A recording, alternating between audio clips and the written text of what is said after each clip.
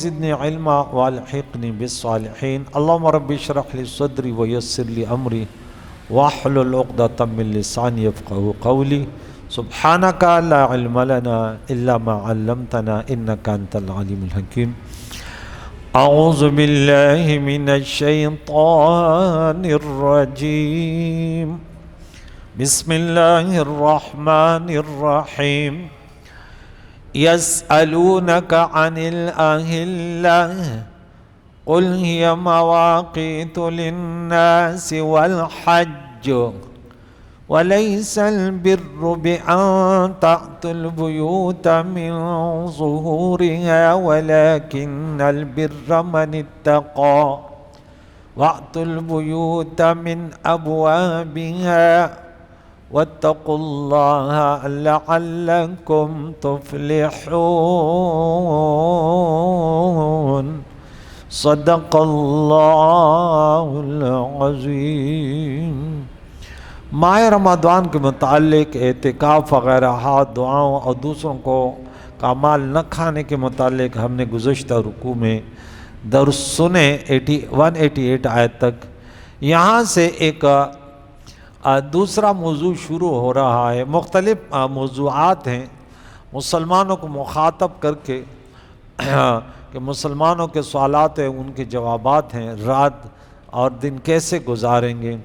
تو رب فرماتا یسألونک عن الأحلة، اے رسول مکرم لوگ آپ سے ہلال یعنی پہلی تاریخ کے چاند کے متعلق معلومات حاصل کرتے ہیں کہ یہ چاند چھوٹا ہوتا ہے پھر یہ بڑھ جاتا ہے، یہ کیا ماجرا ہے. اب جواب دیں قل ہیا، یہ چاند یہ ہلال مواقیت وقت کی علامتیں ہیں دینی اور دنیاوی کاموں لوگوں کے لیے، والحج اور حج کہ اوقات کی نشانیاں ہیں کہ یہ یوں ہوتا ہے پھر یوں ہوتا ہے پھر یوں ہوتا ہے. ان کے مختلف تمہارے عبادات اور تمہارے دنیا کے معاملات کے حالات یہ تمہیں بتاتا رہتا ہے. اس کے ذریعے چاند اور سورج دونوں اللہ تعالیٰ کے پیدا کیے ہوئے اللہ تعالیٰ کی قدرت کی نشانیوں میں سے ہیں، اور دونوں کی گردش بھی اللہ تعالیٰ کی بنائی ہوئی ہے. نظام کے مطابق یہ دنیا کا نظام کیسے چلانا ہے، کب اٹھنا ہے، کب نماز پڑھنی ہے، کب حج کرنا ہے، کب روزہ رکھنا ہے، عدت کیسے گزرے گی ہے تو نظام کے مطابق ہے. بعض عبادات چاند کی گردش سے ہیں جیسے حج، رمضان اور عیدین، اور بعض عبادات جو ہیں وہ سورج کے گردش کے حساب سے مربوط ہیں جیسے ہر روز کے 5 نمازیں، مختلف چیزیں اس سے بھی ہیں. اور یہ سمجھنا غلط ہے کہ قمری تقویم اسلامی ہے اور شمسی جو ہے غیر اسلامی ہے، ایسے نہیں ہے. دونوں اللہ تعالیٰ کی قدرت کی نشانی ہے. اگر کوئی سورج کے حساب سے بعض لین دین کرتے ہیں، بعض قمری کے حساب، تو اس پر فتویٰ نہیں لگا کہ تو نے یہ کیوں بولا کہ جون کو میں دوں گا، جون تو غیر اسلامی مہینہ ہے. بعض ایسے بھی ہوتے ہیں بھائی یہ بھی اللہ تعالیٰ کا، سورج بھی تو اللہ نے پیدا کیا ہے، اس کی تاریخ بھی تو متعین ہے. یہ بھی ہیں نماز ہم اس طرح تھوڑی پڑھتے کہ چاند کو دیکھے نماز پڑھیں گے، ہم بھی تو سورج کو دیکھے یہ فلاں وقت آیا، یہ فلاں وقت آیا، یہ فلاں وقت آیا. وَلَيْسَ الْبِرُّ مواقیت، وقت کی علامت ہے. اس میں اعلیٰ میقات زمان کے لیے بھی آتا ہے، مکان کے بھی آتے ہیں. حج کے لیے جاتے ہیں تو وہ یہ یلم ہے، یہ فلاں عراق والے یہاں سے، یمن والے یہاں سے، پاکستان والے یہاں سے، تقریباً 7 میقات مقرر ہیں. تو آگے فرمایا وَلَيْسَ الْبِرُّ، وہاں پڑھا تھا وَلَيْسَ الْبِرَّ کیونکہ لیسا کا اسم پر رفع ہوتا ہے، برو آتا ہے، لیکن وہاں اس کا اسم جو تھے وہ محذوف تھا یا وہ مؤخر بعد میں آ رہا تھا، اور جو خبر تھی وہ مقدم آ گئی تھی. برا وہاں پہ اسم نہیں تھا، یہاں وَلَيْسَ الْبِرُّ، اب بولے کہ وہاں وَلَيْسَ الْبِرَّ تھا، یہاں وَلَيْسَ الْبِرُّ ہے. تو وہاں میں نے کہا کہ ان تولو جو ہے وَلَيْسَ الْبِرَّ ان تولو، یہ بتاویل مصدر جو ہے اس کا اسم ہے، اس کا اسم مرفوع ہوتا ہے اور اس کے مضارع نہیں آتی. یہ کوئی نیکی نہیں ہے بِأَن تَأْتُوا الْبُيُوتَ مِن ظُهُورِهَا کہ تم اپنے گھروں میں ان کے پیچھے کے طرف سے آتے ہو یا چھتوں کی طرف سے آتے، یہ کوئی حقیقی نیکی نہیں ہے۔ وَلَكِنَّ الْبِرَّ مَنِ اتَّقَىٰ لیکن اصل میں نیکی کرنے والے کی نیکی اس کی ہے جو تقوی کرے، پرہیزگاری کرے، اللہ تعالیٰ کے احکاموں کی بجاوری کرے، اوامر کے امتثال، نواہی سے اجتناب ہو۔ وَأْتُوا الْبُيُوتَ مِنْ أَبْوَابِهَا وَاتَّقُوا اللَّهَ لَعَلَّكُمْ تُفْلِحُونَ اے لوگو اپنے حج کے بعد اپنے گھروں میں دروازوں سے آیا کرو، من ابوابها اور اللہ سے ڈرو تاکہ تم فلاح پاؤ، تاکہ تم نجات پاؤ۔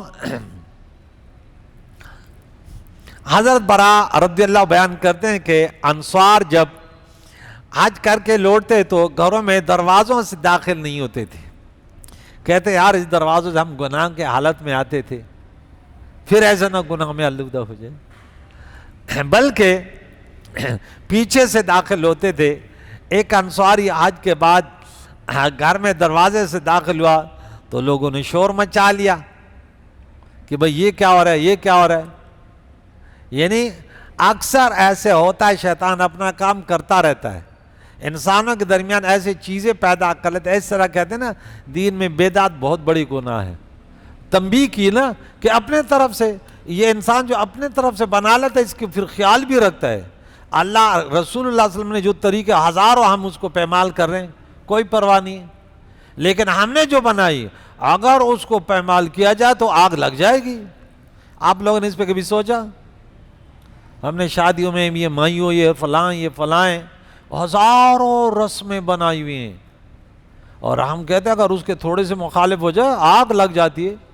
پھر خاص کر عورتیں تو اس کی بڑی سرگرم ہوتی ہے اس پر۔ شادیوں میں کتنے خرافات بنائے، نکاحوں میں بنائے ہوئے، بچہ پیدا ہوئے ہزاروں اس میں پیدا کیے، ہر قوم میں۔ میں کہتا ہوں یا اللہ ان سے بچا۔ اور پھر اچھا یہ بھی عجیب بات ہے کہ اس میں مولویوں کے نہیں سنتے، کہتے مولوی کی بات چھوڑ، یہ خاندانی بات ہے، لوگ کیا کہیں گے، لیکن اس کی پرواہ نہیں کہ اللہ کیا کہے گا، رسول اللہ صلی اللہ علیہ وسلم کی سنت چھوڑ دی، یہ کیا کہے گا۔ اب یہ انہوں نے اپنے طرف سے بنا لیا تھا کہ نہیں بھائی اب گناہ کی حالت ہے، اس میں دروازے سے آتے تھے، اب پھر اس سے آؤ گے تو لہذا پیچھے سے دیوار کو وہ کھود لو، وہاں سے دیوار کھود لو یا چھت کے اوپر سے آ جاؤ۔ تو وہ کام جو دین میں نہیں ہے اور اس پر کوئی نیکی بھی وہ نہیں ہے، موقوف نہیں ہے، آپ اس کے وہ کر رہے ہیں تو بدعت سیئہ جو ہے یہ بہت بڑا گناہ ہے۔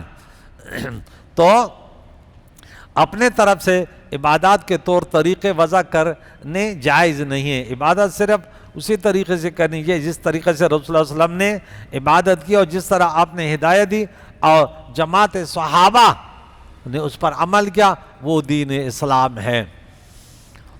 وقاتلو اور جہاد کرو فی سبیل اللہ، اللہ کے راہ میں، اللہ کے دین کے لیے، الذین ان لوگوں سے، یقاتلون جو تم سے لڑتے ہیں۔ ربی بیان کرتے ہیں کہ یہ پہلی آیت ہے جو مدینہ منورہ میں قتال کے متعلق، جہاد کے متعلق نازل ہوئی۔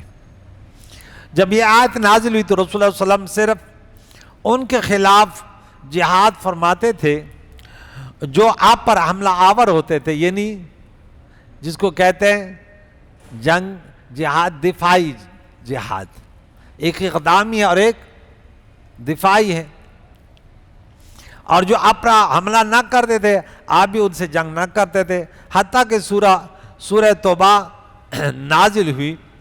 علامہ قرطبی نے لکھا کہ حضرت ابوبکر صدیق رضی اللہ تعالیٰ نے فرمایا کہ سب سے پہلے جس آیت میں جہاد کا ذکر آیا وہ سورہ حج کے آیت نمبر 39 ہے، اذن للذین یقاتلون فی بانہم ظلموا، یقاتلون،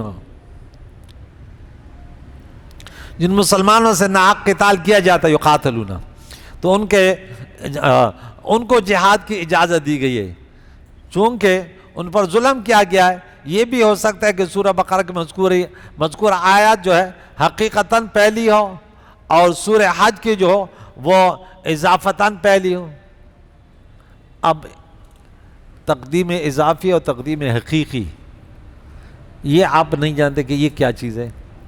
اب اللہ تعالیٰ کے نبی نے فرمایا جو کام بسم اللہ سے شروع نہ ہو برکت سے خالی ہوتا ہے. اسی طرح فاتحہ کا وہ مطلب بحمد اللہ، اسی طرح درود کے بارے میں تو کہتے ہیں بسم اللہ حقیقی، باقی چیزیں اضافی. اضافی معنی انہوں نے کیا کہ وہ مقصود پر مقدم ہو. اب کہتے ہیں میں پہلے آیا ہوں، حالانکہ آپ سے پہلے وہ آئے، تو اب کہتے ہیں میں اپنے وقت پہ جو آنا تھا اس سے پہلے آیا ہوں، یا میں جو اس سے اضافی طور میں اس سے پہلے آیا ہوں. تو اپنے آپ کو ایک اعتبار سے پہلا کہہ سکتے ہیں. سمجھ آئی؟ تو حقیقی تقدیم اور اضافی.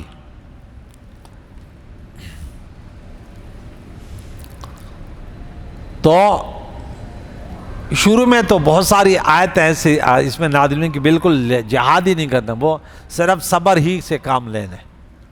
بہت ساری آیتیں سورہ توبہ کے بعد جو ہے نا وہ منسوخ ہو گئی تھی کہ اب جو ہے نا وہ وقت گیا ہے.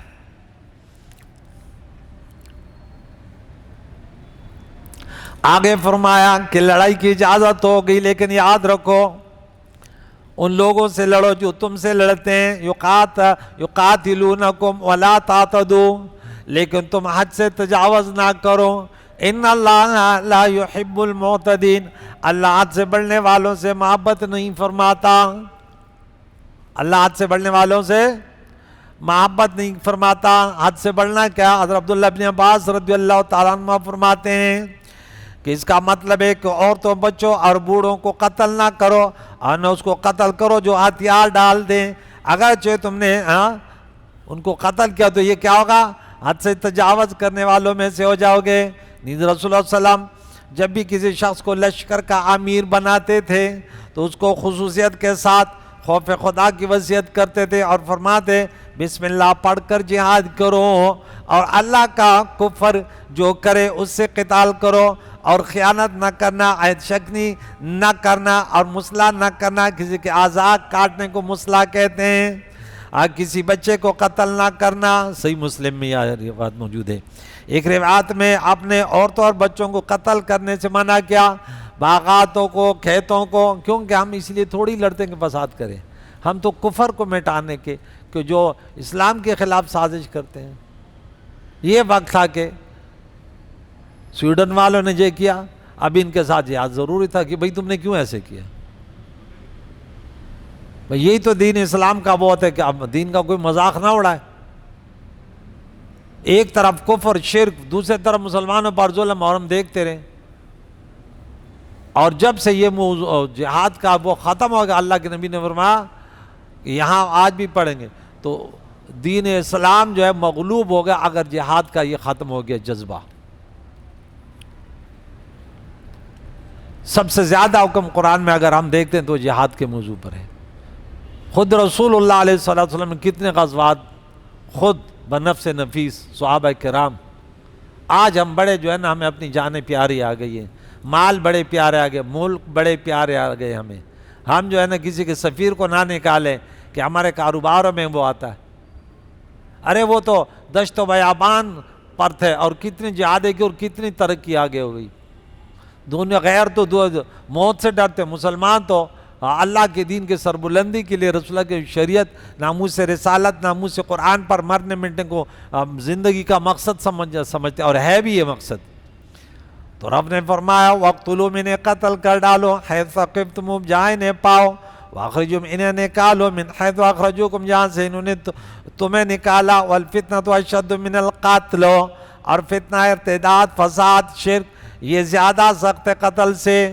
یہ خود قتل، یہ کہتے ہیں کہ ان مہینوں میں یہ جو واقعات ہے، اچھا آگے میں بتا دوں، وَلَا تُقَاتِلُهُمْ عِنْدَ الْمَسْجِدِ الْحَرَامِ، مسجد حرام کے حدود میں ان سے نہ لڑو، حَتَّى يُقَاتِلُوكُمْ فِيهِ یہاں تک یہ تم سے لڑنا شروع کرے، فَإِنْ قَاتَلُوكُمْ اگر یہ تم سے لڑے فَاقْتُلُوهُمْ انہیں قتل کر ڈالو، كَذَلِكَ جَزَاءُ الظَّالِمِينَ اسی طرح ظالموں کی سزا ہے. مجاہد طاؤس نے یہ کہا کہ یہ آیت محکم ہے اور مکہ مکرمہ میں ابتداءً کسی سے جنگ کرنا جائز نہیں ہے۔ ہاں اگر کافر و مشرک مسلمانوں پر حملے میں پہل کریں تو ان کے خلاف مدافعانہ جنگ کرنا جائز ہے۔ امام ابو حنیفہ، امام مالک رحمہم اللہ یہی ان کا مسلک و مذہب ہے، اور اس کی تائید اس حدیث سے بھی ہوتی ہے کہ حضرت ابو شریح رضی اللہ تعالیٰ عنہ بیان کرتے ہیں فتح مکہ کے دن رسول اللہ صلی اللہ علیہ وسلم نے اللہ تعالیٰ کی حمد و ثنا کے بعد فرمایا اللہ تعالیٰ نے میرے لیے، حضور نے کیا فرمایا کہ یہ جو جنگ ہوئی کہ اللہ تعالیٰ نے مکہ کو ہمیشہ کے لیے اس کو حرام، مکہ حرام ہے، اس میں لڑنا منع ہے، جو اللہ روز آخر پر قیامت رکھے وہ اس میں نہیں لڑ سکا، میرے لیے دین کے ایک لمحے میں یہ حرمت اللہ نے اٹھا دی، اس کی دوبارہ وہ حرمت لوٹ کر آئی، اب اس میں کوئی نہیں لڑ سکتا، اس کی حرمتیں بحال ہیں، کسی کے لیے جائز نہیں ہے کہ وہ مکہ میں خون بہائے اور نہ اس کے درخت کاٹے۔ اگر کوئی شخص مکہ میں قتال پر رسول اللہ صلی اللہ علیہ وسلم کی قتال سے استدلال کرے تو اس میں تو اس سے کہو اللہ نے اپنے رسول کو اجازت دی تھی اور تمہیں اجازت نہیں دی، اور میرے لیے دن کے ایک ساتھ میں حضور نے فرمایا اجازت دی گئی تھی، پھر اس کی حرمت اپنے طرف لوٹ آئی جس طرح کل اس کی حرمت تھی، اور جو شخص یہاں حاضر ہے وہ غائب کو یہ پیغام پہنچا بخاری کے حدیث سے۔ تو رسول اللہ صلی اللہ علیہ وسلم 6 ہجری کو وہاں گئے عمرے کے لیے، صلح حدیبیہ کا جو مقام ہے جو آدھا حرام ہے آدھا حل ہے، وہاں بھی خطرات تھے کہ وہ بار بار، اور دوسری طرف جب 7ویں ہجری انہوں نے بولا کہ نہیں اس سال تو نہیں کرے، اگلے سال پھر 7 ہجری کو پھر گئے، پھر یہ خطرات لاحق تھے، اور یہ ذیقعد کا مہینہ تھا، تو اس کے متعلق اللہ تعالیٰ نے فرمایا کہ نہیں اگر یہ لڑیں گے تو پھر اپنے دفاعی جنگ تو کرنی ہے، ایسا نہیں کہ تلواریں چلاتے رہے آپ بیٹھ رہے۔ آگے اس کا ذکر آ رہا ہے فَإِنْ تو اگر یہ باز آ جائیں شفر کا شرک فضاد سے فَإِنَ اللَّهَ غَفُورٌ رحیم، تو اللہ بخشنے والا مہربان ہے، وَقَاتِلُهُمْ ان سے لڑیں۔ یہ جو ان سے بھی غلط استدلال کرتے ہیں کہ جہاں انہیں پاؤ تو قتل کر ڈالو، ایسے کوئی حکم نہیں ہے، یہ اس صورت میں جب یہ حربی بنے اور یہ فساد کرے پھر جہاں پاؤ تو قتل کرو، ورنہ ایسے ہمارے ملک میں ہزاروں ہمارے اڑوس پڑوس میں غیر مسلم رہتے ہیں، ہم ان کے مال جان اولاد ابرو سب کی حفاظت کرتے ہیں۔ اللہ کے نبی نے فرمایا ذمی کو کسی نے کافر کو جو ہمارے ملک میں رہتے امن ذمی ہے تو اس کو کسی قتل کیا تو اس کے بدلے تو قصاصاً مسلمان قتل ہوگا۔ امام حنیفہ کا مسلک ہے، ہم اہل سنت میں ہمارا عقیدہ یہ، تو فرمایا وقاتل ان سے لڑیے حتی لا تکون فتنہ، یہاں تک کہ فتنہ شرک نہ رہے، ویکون الدین للہ، اور دین صرف اللہ کے لیے ہو جائے، بندگی صرف اللہ کی ہو جائے، شرک ختم ہو جائے۔ پہلے تو اگر یہ بات آئے فلا عدوان الا علی الظالمین، تو صرف ظالموں کو سزا دینی، باقی کسی سے لڑنا نہیں، یعنی اللہ کا دین کا مطلب ہے کہ دین اللہ کے لیے ہو جائے، کس کی اطاعت، یعنی انسان دین و دنیا کے معاملات میں اللہ تعالیٰ کے احکام کی اطاعت کرے، اللہ تعالیٰ کے بتائے ہوئے طریقے کے مطابق عبادت کریں اور اس کے آگے سر جھکائیں اور اس سے اپنی حاجات طلب کریں، اور اپنے انفرادی، عائلی، اجتماعی، نجی، تمدنی اور کاروباری زندگی کے تمام معاملات میں اسی کے دیے ہوئے نظام پر عمل کرے جو حضور علیہ السلام نے کھل کر ان کی وضاحت کی۔ اس کے برعکس اسلام کے علاوہ تمام ادیان اور مذاہب میں لوگ خود ساختہ طریقوں سے عبادت کرتے ہیں اور انسان کے بنائے ہوئے قوانین پر عمل کرتے ہیں۔ اللہ تعالیٰ یہ فرماتا ہے کہ انسانوں کو انسانوں کی بندگی سے آزاد کرو اور سب انسانوں کو اللہ تعالیٰ کی اطاعت میں داخل کرو۔ نیز اس آیت کا منشا یہ ہے کہ ہر اس مشرک اور کافر کے خلاف جہاد کیا جائے جو عبادت اسلامی کو مسترد کر دے اور اسلامی نظام پر اسلامی نظام برپا کرنے کی مہم میں مزاحم اس میں ٹانگ اڑائی، اس میں عیب تلاش کرے۔ اس کی تائید حدیثیں ہوتی ہے، رسول اللہ صلی اللہ علیہ وسلم نے فرمایا مجھے اس وقت تک لوگوں سے جہاد قتال کرنے کا حکم دیا گیا ہے کہ جب تک وہ شہادت نہ دے کہ اللہ کے سوا کوئی عبادت کا مستحق نہیں، محمد صلی اللہ علیہ وسلم اللہ کے رسول ہیں، اور نماز قائم کرے اور زکوٰۃ ادا کریں۔ جب وہ ایسا کریں گے تو حق اسلام کے ماں سوا اپنی جانوں اور مالوں کو محفوظ کر لیں گے، اور ان کی حساب اللہ پر ہے۔ اگر جو ہمارے قوانین کے مطابق قاتل ہے، بدکار ہے، چور ہے، ان کو یہ سزا ہے۔ باقی جو ہے وہ اندرونی طور پہ خفیہ طور پہ کوئی کرے اس کا حساب اللہ لے گا، اس کا ہم ذمہ دار نہیں. بظاہر وہ جو ہے سر تسلیم خم ہو، اندرونی طور پہ یہ اشارہ کر دیا کہ اس کا حساب پھر اللہ لے گا.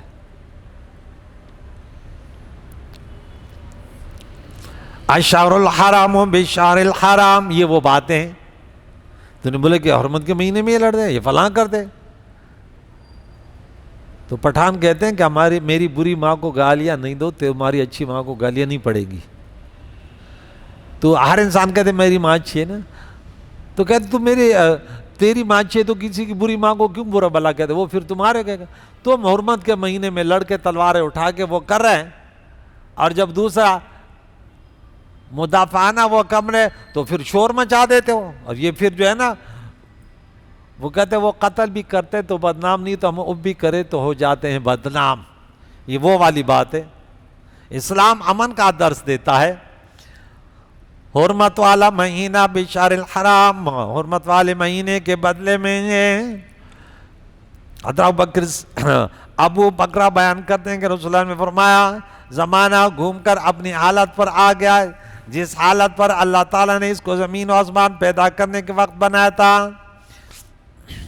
سال کے 12 مہینے 3 مہینے مسلسل حرمت والے، جو ہم تیسرے مہینے میں ہیں، دوسرے میں، اور یکم جو ہے نا یہ بھی ذی-القعدہ ذی-الحج اور محرم، اور چوتھا جو وہ 7واں مہینہ رجب کا ہے. ذی-القعدہ ذی-الحج محرم اور رجب کا مہینہ، آج یہ جماعت اور شعبان کے درمیان ہے، صحیح بخاری کی روایت ہے.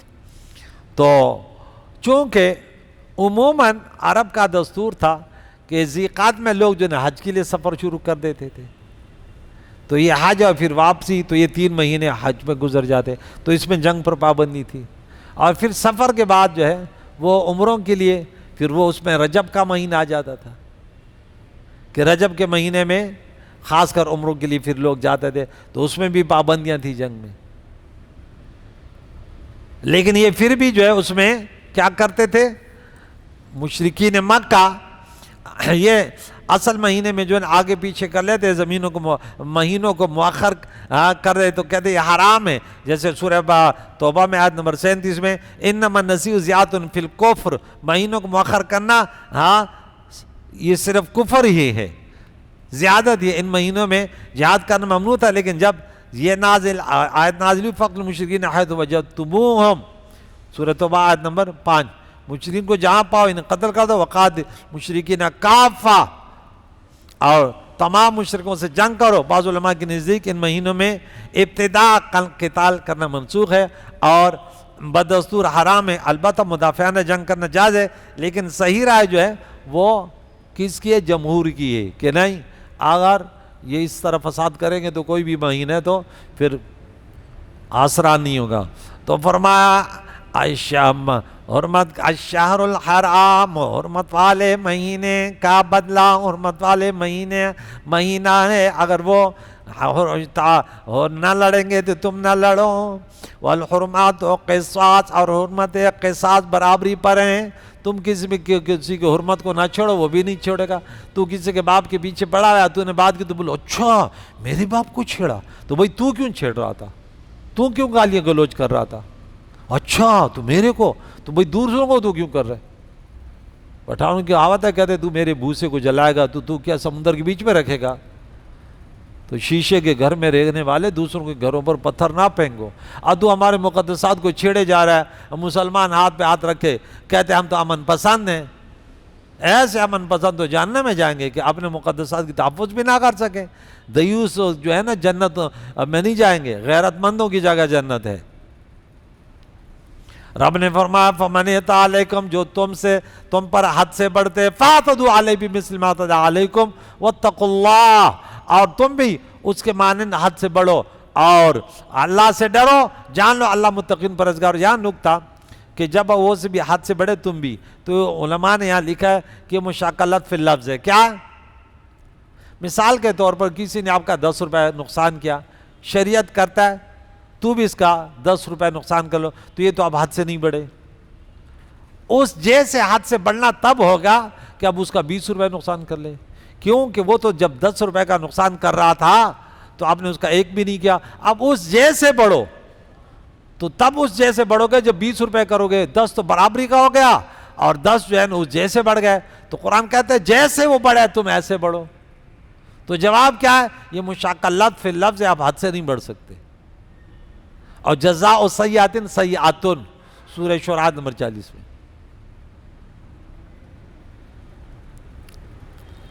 اور جان لو کہ اللہ پرہیزگاروں کے ساتھ ہے, جو پرہیزگار متقی نیکوکار ہیں, اللہ کی رضا کے لیے, اللہ کی بندگی, اللہ کے لیے دین کے سربلندی کے لیے جہاد کریں. آخری آیت, وانفقوا, خرچ کرو, فی سبیل اللہ, اللہ کے راہ میں, ولا تلقوا بایدیکم الی التہلکہ, اور اپنے آپ کو ہلاکت میں نہ ڈالو, اور نیکی کرو, بے شک اللہ تعالیٰ نیکی کرنے والوں سے محبت فرماتا, یحب المحسنین, اللہم اجعلنا من المحسنین, اللہم اجعلنا من المحسنین. حضرت ابو ایوب انصاری رضی اللہ عنہ فرمایا کہ مسلمانوں کا اپنے اہل و عیال اور مال و متاع کی دیکھ بھال میں مشغول رہنا, اور اس شغل میں افراد کی وجہ سے جہاد کو ترک کرنا, اپنے آپ کو ہلاکت میں ڈالنا ہے. جہاد کو ترک کرنا, اللہ تعالیٰ کی دین کی تبلیغ کو ترک کرنا, لوگوں تک اللہ کی وحدانیت کے پیغام کو پہنچانا چھوڑ دیا. ہماری جو بہتری کی وجوہات باتیں بیان کی, جیسے سورہ آل عمران میں 104 میں, وَلْتَكُن مِّنكُمْ أُمَّةٌ يَدْعُونَ إِلَى الْخَيْرِ وَلْتَكُن مِّنكُم, تم میں سے وہ تو ہو نا علماء کا گروہ, كُنتُمْ خَيْرَ أُمَّةٍ أُخْرِجَتْ لِلنَّاسِ. تو ہم نے اب دنیا میں جو اپنے فرائض چھوڑ دیے, اکثریت ہمارے جو کوئی ناراض نہ ہو, وہ فرقواریت کے طور پہ اکثر کام کرتے ہیں کہ یار میں جو سوشل میڈیا پہ کام کروں تاکہ لوگ میرے طرف آئے. یہ نیت نہیں ہوتی کہ اللہ تعالیٰ کی وحدانیت کا, وہ بتوں کو پوجنے والوں کو جو غیر طریقوں پر ہیں, رسول اللہ صلی اللہ علیہ وسلم کی شریعت کو چھوڑا, جو کامیابی جنت کا راستہ ہے, یعنی دل میں درد نہیں رکھتے, ان کے لیے درد نہیں ہے کہ لوگ کیوں جہنم کی طرف جا رہے ہیں. تو یہ وہ ہے کہ اللہ تعالیٰ نے فرمایا کہ اپنے آپ کو ہلاکت میں نہ ڈالو. تو جہاد کا موضوع جو ہے نا وہ نہیں ہے. ممالکت, مسلم ممالکت ہیں, لیکن ان کے طریقہ کار کیا ہیں؟ غیروں سے بھی. ہندو آج اپنے دین باطل پہ لڑ رہا ہے, سکھ لڑ رہا ہے, یہودی لڑ رہا ہے, عیسائی لڑ رہا ہے, دہری لڑ رہا ہے, ہر ایک اپنے طریقے پر اس کے لیے بہت کچھ کر رہا ہے. اگر خاموش ہے, اور پھر خاص کر مسلمانوں کے حکمران, وہ تو اگر یہ نام سن لیتے تو ان کی تو حالت ہی بری ہوتی. وہ تو یہ کیا ہے. اللہ تعالیٰ سے دعا ہے کہ جنہوں نے کلمہ پڑھا ہے انہیں کلمہ پڑھنے کے مقاصد اغراض کو سمجھنے کی توفیق عطا فرمائے, کہ کیا کلمہ پڑھنے کا یہی مقصد ہے کہ میں گوٹھیاں بناتا رہوں گا, ملکوں کو آباد کرتا رہوں گا. یہ ملک, یہ دنیا کی بقا جو ہے نا اللہ کی بندگی کے لیے, کتنے انبیاء ہیں اور انہوں نے جانوں کی قربانی دی, انہوں نے ملکوں کی قربانی دی کہ اللہ کو واحد لا شریک مانو, اللہ کی بندگی کرو, ان بت پرستوں بتوں کو چھوڑو. ہاں, کوئی اور معبود نہیں, کوئی اور خالق نہیں ہے, کوئی اور رازق نہیں ہے, کوئی اور عزت ذلت دینے والا نہیں ہے, کوئی اور اولاد دینے والا نہیں, صرف اگر ہے تو وہ خالق اور مالک ہے. آج ہم نے یہ تبلیغ چھوڑ دی اور اپنے اپنے میں لگ گئے, تو یہ حالت ہے جو حضور نے فرمایا جب تم دین اسلام کو چھوڑ دو گے, دنیا تمہارا مقصد ہوگا, تو پھر دیکھ لینا تم موت سے ڈرو گے اور لوگ تم پر ایسے حملہ ور ہوں گے جیسے کھانا تیار ہوتے, جیسے شادی حالوں میں دیکھ لیں, اور پھر گھنٹی بجتی تو لوگ ٹوٹ پڑتے ہیں. اللہ تعالیٰ میں دین اسلام کو سمجھنے, اس پر عمل کرنے کی توفیق عطا فرمائے. وصلی اللہ تعالیٰ علی خیر خلقہ محمد وعلی آلہ واصحابہ اجمعین برحمتک یا ارحم الراحمین.